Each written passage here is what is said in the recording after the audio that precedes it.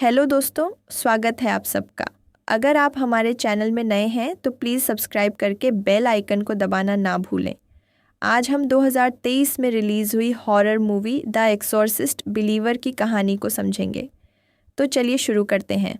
Movie की शुरुआत में हम एक कपल को देखते हैं जिसमें हस्बैंड का नाम विक्टर होता है और वह अपनी प्रेग्नेंट वाइफ के साथ घूमने के लिए पोर्ट ऑफ प्रिंस हेटी गए थे। ये कपल बहुत ही धार्मिक होता है। अगले दिन अचानक से भयानक भूकंप आ जाता है और उसकी वाइफ बहुत ज़्यादा घायल हो जाती है। डॉक्टर्स कहते हैं कि बच्ची या माँ में से किसी एक को ही बचाया जा सकता है। ये सीन कट हो जाता है और 13 साल बाद दिखाया जाता है। यहाँ हम विक्टर को उसकी बेटी एंजेला के साथ देखते हैं। हमें पता चलता है कि उस दिन उसने अपनी बेटी को चुना था क्योंकि उसकी वाइफ चाहती थी कि उसके बच्चे को बचाया जाए। यहाँ हम देखते हैं कि बाप बेटी में बहुत ही ज़्यादा प्यार होता है। एंजेला अपनी माँ को मिस कर रही होती है क्योंकि उसने अपनी माँ को कभी नहीं देखा होता है। वह उनकी चीज़ें देख रही थी और अपनी माँ का एक स्कार्फ लेकर अपने डैड विक्टर के साथ स्कूल के लिए निकल जाती है। तभी विक्टर स्कार्फ देखकर एंजेला को समझाने लगता है कि तुम्हारी माँ की चीज़ें बहुत ही अनमोल हैं और वह उससे स्कार्फ ले लेता है। स्कूल में एंजेला अपनी दोस्त कैथरीन से मिलती है। ये दोनों स्कूल की छुट्टी के बाद पास के जंगल में चले जाते हैं। वहाँ जाकर मोमबत्तियाँ जलाकर कुछ रिचुअल करना शुरू करते हैं जिससे वे लोग एंजेला की माँ से बात करने की कोशिश करते हैं। अगले सीन में हम विक्टर को देखते हैं जो अपना फोटोग्राफी का काम ख़त्म करके घर आता है। जब वह एंजेला के रूम में जाता है तो एंजेला वहाँ नहीं होती है। विक्टर परेशान होकर कैथरीन के पेरेंट्स को कॉल करता है लेकिन कैथरीन भी घर नहीं आई होती है। कैथरीन की माँ का नाम मिरांडा और पिता का नाम टोनी होता है। उन्हें खबर मिलती है कि वे लोग जंगल गए हैं। ये सब लोग परेशान हो जाते हैं और उन्हें ढूंढने के लिए जंगल जाते हैं। वहाँ उन्हें कैथरीन का बैग और एंजेला के जूते मिलते हैं लेकिन इनका कोई पता नहीं था। फिर पुलिस भी आ जाती है। कुछ देर बाद विक्टर और टोनी में बहस हो जाती है। तभी वहाँ एक ऑफिसर समझाती है कि हमारा मोटिव बच्चों को ढूंढने का है और झगड़ा करने से कुछ नहीं होगा। वह सब बहुत ढूंढने की कोशिश करते हैं। शाम को जब विक्टर घर आता है तो एक लेडी प्रे कर रही होती है जिसका नाम बिब होता है। उसे विक्टर की नेबर ने उसके घर भेजा था ताकि वह प्रे कर सके, लेकिन विक्टर डांट कर उसे घर से निकाल देता है क्योंकि उसकी वाइफ की मौत के बाद उसका भगवान पर से भरोसा उठ गया था। अगले सीन में एक आदमी को ये दो लड़कियां उनके घर पर मिलती हैं। तुरंत पुलिस को खबर करके इन्हें हॉस्पिटल ले जाया जाता है। वहाँ जब इन बच्चों से छानबीन करते हैं तो ये लोग कहते हैं कि उन्हें गए बस थोड़ी ही देर हुई है, जबकि विक्टर बोलता है कि तुम्हें गए हुए पूरे 3 दिन हुए हैं। इन बच्चों की हालत बहुत ही ख़राब थी और उनका मेडिकल टेस्ट लिया जाता है। यहाँ हम देखते हैं कि उनका बर्ताव कुछ अलग था। फिर एंजेला को विक्टर घर लेकर आ जाता है। विक्टर पूछता है कि मुझे सब बताओ, तो एंजेला बोलती है कि उसने माँ से कांटेक्ट करने की कोशिश की थी और उन्होंने एक रिचुअल भी किया था। फिर वह कहती है कि उसे अकेला छोड़ दो, तो विक्टर चला जाता है। अगले दिन एंजेला कुछ अजीब बर्ताव कर रही थी और विक्टर को मारने की भी कोशिश करती है।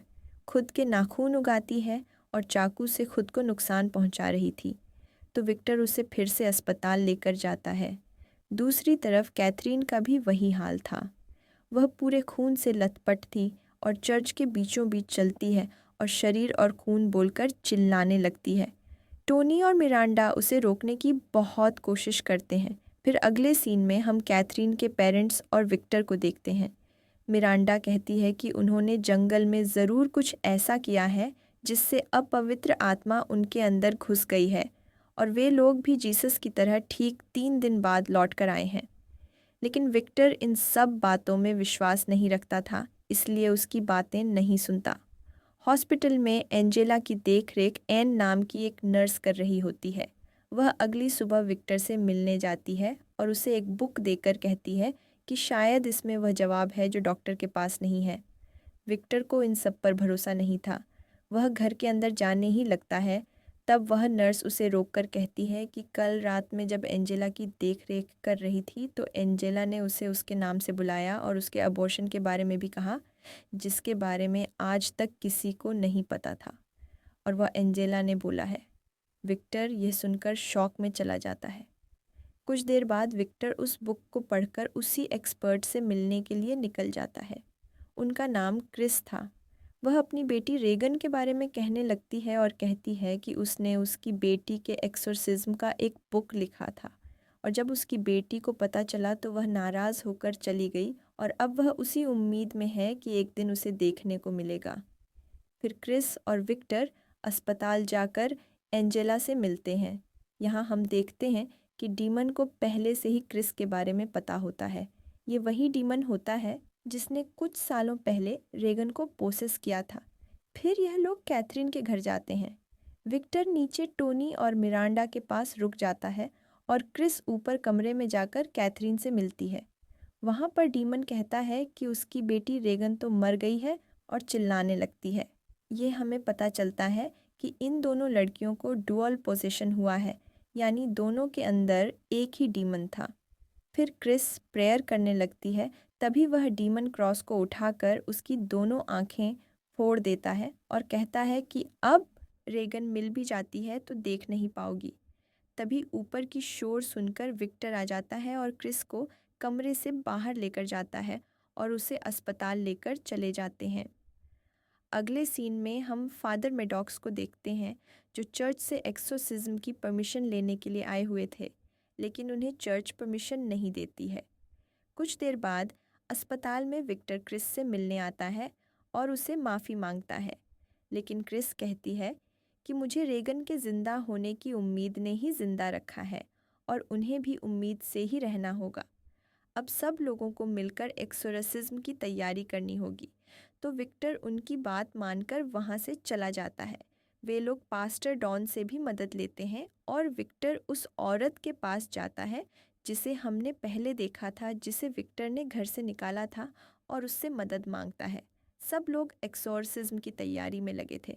तभी फादर मेडॉक्स आते हैं और एन से कहते हैं कि उन्हें चर्च से इसकी परमिशन नहीं मिली है तो वह यह नहीं कर सकते, और एन को होली बाइबल और क्रॉस देते हैं क्योंकि एन नर्स बनने से पहले नन बनने वाली थी और उन्हें इसका थोड़ा बहुत आइडिया था। फिर इन लड़कियों को चेयर्स पर बांध दिया जाता है।